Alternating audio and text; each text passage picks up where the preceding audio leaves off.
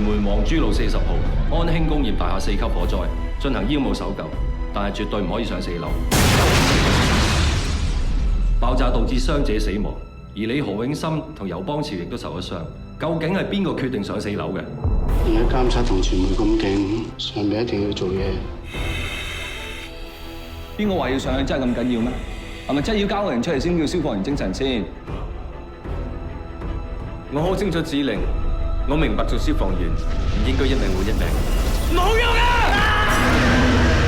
我哋只係希望救得一個得一個。你係都要咪話係我咯？全部救人先！我量下邊，睇下邊度有。